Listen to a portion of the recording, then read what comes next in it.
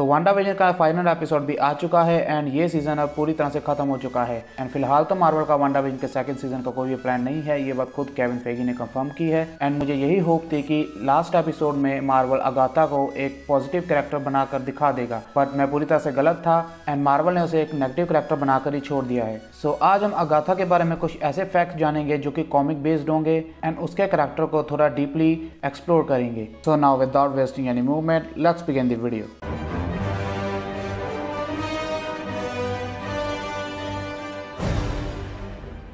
Number 1, Agatha Harkness की as कितनी ज़्यादा है ये तो हमें वांडाविजन की सीरीज में देखने को मिल ही गया है, बट क्या आपको अगाथा की एग्जैक्ट एज पता है कि कॉमिक्स में अगाथा की कितनी एज है? तो कॉमिक्स में अगाथा की एज 12,500 साल से भी ज़्यादा मेंशन की गई है एंड कॉमिक्स में अगाथा अटलांटिस सिटी के पानी में डूबने से 500 साल पहले भी एग्जिस्ट करती थी, जो कि मार्वल के टाइम के हिसाब से 10,500 BC है। तो आप अंदाजा लगा सकते हैं कि अगाथा कितनी ज़्यादा एशियन बीइंग है। नंबर 2, तो जैसे हमने वांडाविजन में अगाथा को उसी के कोवन के द्वारा मारा जाना दिखाया गया, तो एग्जैक्ट ऐसे ही कॉमिक्स में भी हुआ था, बट कॉमिक्स में एक स्लाइड डिफरेंट था। जैसे कि कॉमिक्स में अगाथा न्यू सेलिंग में आकर विचेस के कोवन को ज्वाइन करती है, बट वो डार्क मैजिक प्रैक्टिस करने की बजाय वहां अंडर कवर अथॉरिटी को ज्वाइन कर लेती है जो कि विचेस को मारती थी एंड उस अथॉरिटी को ज्वाइन करने का अगाथा का पर्पस ये था कि उसके कोवन के अंदर जितनी भी वीक विचेस है वो उन सभी को मार दे एंड अपने कोवन को सबसे ज्यादा स्ट्रॉन्ग कोवन बनाए। नंबर 3, अगाथा हार्कनेस का फैंटास्टिक फोर के साथ काफी डीप कनेक्शन है, क्योंकि कॉमिक्स में अगाथा रीड रिचर्ड के बेटे दी फ्रैंकलिन रिचर्ड की नैनी बनकर उसकी केयर करती है। तो जब अगाथा को ये पता चलता है कि रीड रिचर्ड का बेटा एक म्यूटेंट है एंड उसके पास बहुत सारी सुपर पावर्स है, तो उसी वक्त अगाथा उसकी नैनी बनकर फ्रैंकलिन रिचर्ड को उसकी पावर्स की प्रैक्टिस करवाती है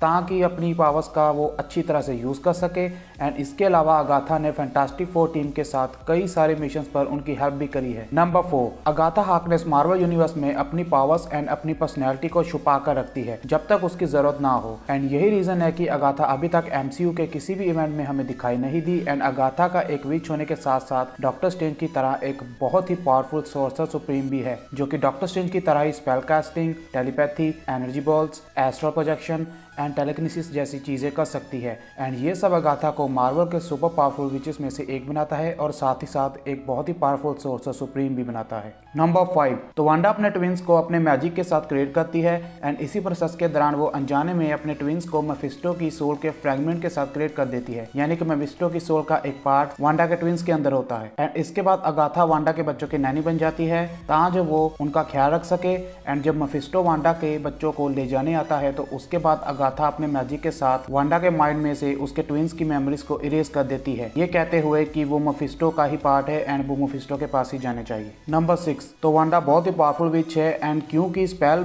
एंड मैजिक उस पर लॉन्ग टाइम तक असर नहीं कर सकता, तो इसी कारण वांडा के माइंड से अगाथा का स्पेल एक दिन ब्रेक हो जाता है एंड वांडा को सब कुछ याद आ जाता है अपने ट्विंस चाइल्ड के बारे में एंड वांडा को ये रियलाइज होता है कि इसमें अगाथा का भी हाथ था। तो वो अगाथा के पास जाकर अपने ट्विंस के बारे में पूछती है, बट अगाथा उसे बैठने को कहती है, तो गुस्से में आकर वांडा अगाथा को वहीं पर मार डालती है एंड सुबह बस अगाथा की एक बर्न हुई बॉडी ही मिलती है एंड इसके बाद वांडा अवेंजर्स की पूरी टीम के ऊपर भी अटैक कर देती है क्योंकि उन्होंने भी इसमें अगाथा का साथ दिया था। नंबर 7, तो अभी वांडाविजन की सीरीज में तो हमें अगाथा एक नेगेटिव कैरेक्टर दिखाई गई है, बट कॉमिक्स में अगाथा वांडा को उसकी पावर्स कंट्रोल करना एंड प्रैक्टिस करना सिखाती है एंड वांडा को उसके केओस मैजिक के ऊपर पूरा कंट्रोल एंड उसे अच्छी तरह से यूज करना भी सिखाती है। सो यस, कॉमिक्स में अगाथा वांडा की एक मेंटोर थी जो कि उसे उसकी पावर्स का सही एंड पूरा इस्तेमाल करना सिखाती थी एंड मुझे लगता था कि फाइनल एपिसोड तक अगाथा वांडा की फ्रेंड बन जाएगी, बट ऐसा कुछ हुआ नहीं एंड मार्वल ने अगाथा को पूरी तरह से एक नेगेटिव कैरेक्टर बनाकर हमें प्रेजेंट किया है। नंबर 8, हर एक विच के पास एक एनिमल पेट होता है जो कि उसको मैजिक करने में हेल्प करता है एंड सेम ऐसे ही कॉमिक्स में अगाथा के पास भी एक इबोनी नाम की ब्लैक कैट होती है जो कि एक एक्स्ट्रा इंटरडायमेंशनल एंटिटी है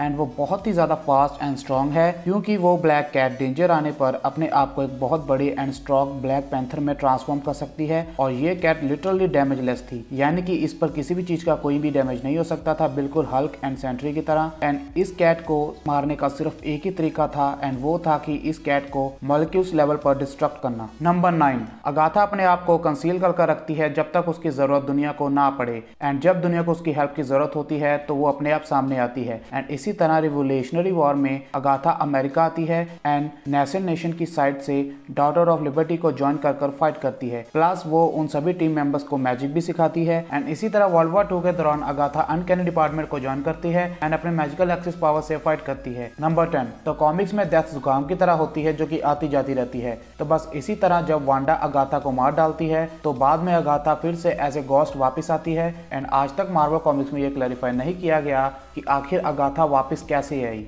एंड ये आज तक एक मिस्ट्री है। So thanks lot for watching guys. तो ये थे quick facts about Agatha Harkness. I hope you like this video and इसी तरह मार्वल एंड डिस्नी की वीडियोस देखने के लिए please subscribe to this channel. इसके अलावा मैंने वांडाविजन के कई एपिसोड्स का ब्रेकडाउन एंड उसके अलावा कई सारी डिटेल्स भी मेंशन करी गई है अपनी कई वीडियोस में। तो आप चाहे तो वो सब वीडियोस भी देख सकते हैं मेरे चैनल को विजिट कर। And now I will see you in my next video. Till then good bye.